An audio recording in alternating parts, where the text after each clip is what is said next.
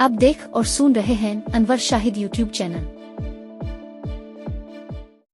Pakistan steel क्या दोबारा चल पड़ेगा? कौमी इदारा क्यों तबाह हुआ? पाकिस्तान स्टील की मारिफत हासिल होने वाला मुल्क का सबसे बड़ा सरमाया क्या था?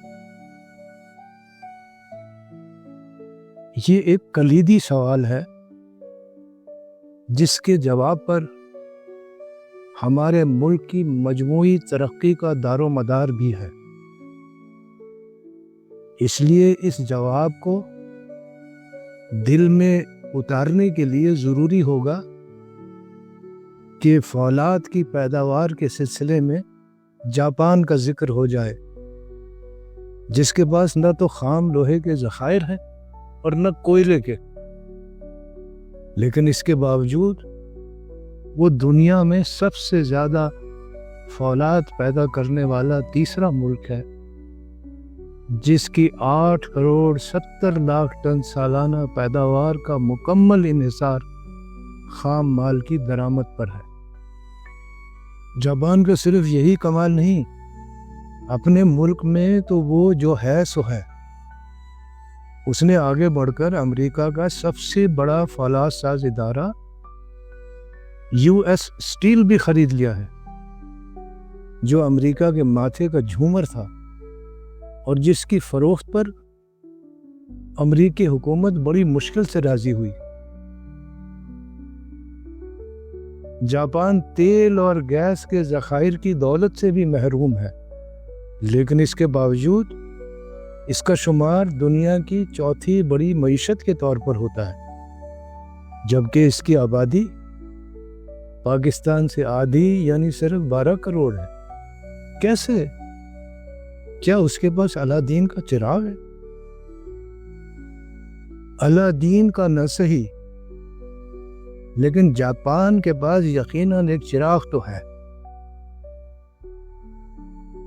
नज़्म व ज़ब्त की पाबंद इसकी आबादी की सूरत में, जिसे ज़िंदगी के तकरीबन हर शोबे में तरबियत के एहतमाम से रगड़ा जाता है, तो तरबियत याफ्ता अफरादी क़ुव्वत का वो जिन वजूद में आता है जो अमेरिका की सबसे बड़ी स्टील मिल को भी अपने हाथों में उठा लेता है। जापान में तरबियत के निज़ाम का दायरे कार स्कूलों में बच्चों को सफाई और आदाब की तरबियत से शुरू होता है और दरकार शोबों में सीनियर सिटीजन्स की तरबियत तक जाता है। इसमें नर्सिंग, तामीरात व दीगर शोबों के अलावा टेक्नोलॉजी, इंजीनियरिंग और मैन्युफैक्चरिंग के शोबे भी आते हैं, जिन पर ख़ास तवज्जो दी जाती है।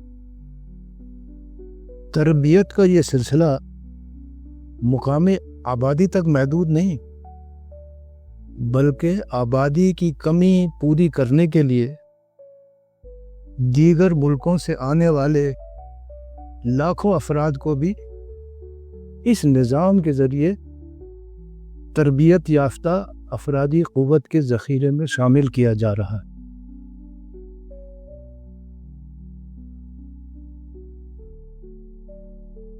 इस लिहाज से देखा जाए तो पाकिस्तान को इसके फौलाद साज कारखाने की मारिफत हासिल होने वाली फौलाद साजी में तरबियत याफ्ता अफरादी क़ुव्वत अशरफियों की वो थैली है जो बरसों की मेहनत से कौम के हिस्से में आई। फौलाद साजी की तकनीक का ये इल्म वो दौलत है जो न तो चुराई जा सकती थी और न ही लूटी जा सकती थी। इसलिए पाकिस्तान स्टील के बंद हो जाने के बाद भी ये मुल्क की तरक्की में अपना किरदार अदा कर रही है। पाकिस्तान स्टील की अफरादी क़ुव्वत के जौहर का अंदाज़ा लगाने के लिए یوکرین کے حوالے سے ایک مثال اس لحاظ سے برمحل ہوگی کہ یوکرین کی روس کے ساتھ جنگ کے حوالے سے اب ہر کوئی یوکرین کے نام سے بخوبی واقف ہے۔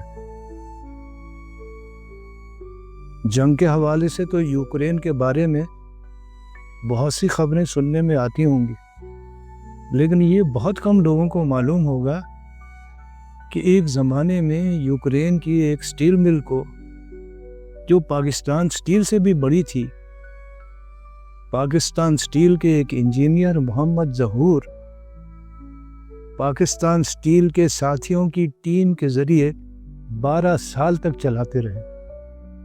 اسے جدید خطوط پر استعمال کیا اور نقصان سے نکال کر نفع میں لے آئے۔ یوکرین کا یہ کارخانہ ڈونیسک سٹیل کے نام سے جانا جاتا تھا۔ اس کی سالانہ پیداوار 15 لاکھ ٹن سے زائد تھی اور اس میں 10,000 سے زائد یوکرینین کام کرتے تھے۔ اس کے چیئرمین و مالک سمیت ڈائریکٹر فنانس، ڈائریکٹر مارکیٹنگ اور دیگر کلیدی عہدوں پر فائز افراد پاکستان سٹیل کے تربیت یافتہ افسر تھے۔ یہ حیرت انگیز واقعہ پاکستان سٹیل کے سیفٹی ڈپارٹمنٹ میں خدمات انجام دینے والے انجینئر محمد ظہور کی غیر معمولی صلاحیتوں کے سبب رونما ہوا۔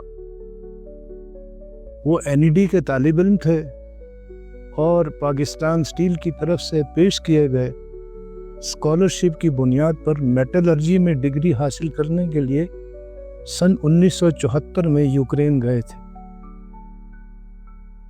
انہوں نے یہ ڈگری اس یونیورسٹی سے حاصل کی جو یوکرین کے شہر ڈونیسک میں واقع ہے،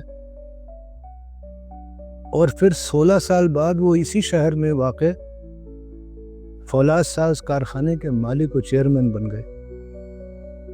محمد ظہور جس زمانے میں تعلیم حاصل کرنے گئے تھے، یوکرین سوویت یونین کا حصہ ہوا کرتا تھا، جس میں روس کو بہرحال کلیدی حیثیت حاصل تھی۔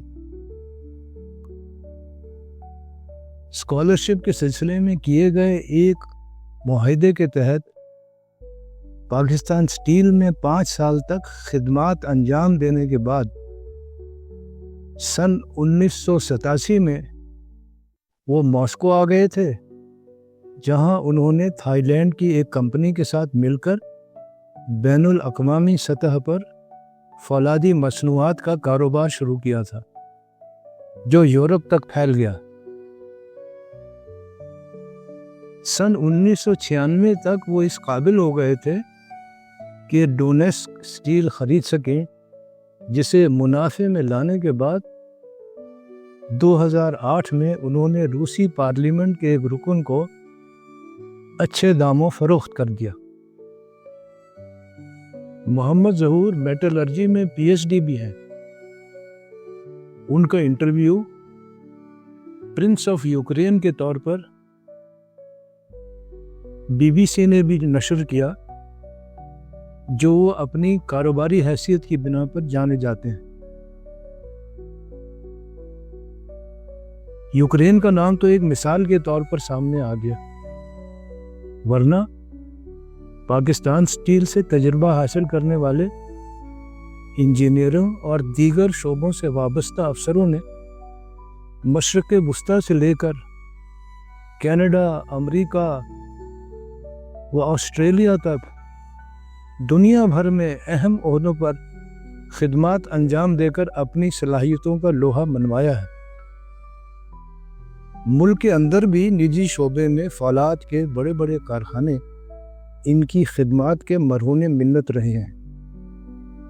اس حوالے سے پاکستان سٹیل کے ان ہنرمندوں کی خدمات بھی قابل ذکر ہیں جنہوں نے پاکستان سٹیل میں قائم میٹلرجیکل ٹریننگ سینٹر سے تربیت حاصل کی، جس میں سینکڑوں کارکنوں کو مختلف تکنیکی شعبوں میں تربیت دی جاتی تھی۔ پاکستان سٹیل اگر چلتا رہتا تو تربیت یافتہ افرادی قوت کے اس ذخیرے میں نہ صرف اضافہ ہوتا رہتا بلکہ یہ دولت نسل در نسل منتقل ہوتی رہتی۔ اگلی قسط میں جانیے روس نے فولاد سازی کی تکنیک سمیت اتنی بڑی اسٹیل مل تقریباً مفت کیوں فراہم کی تھی۔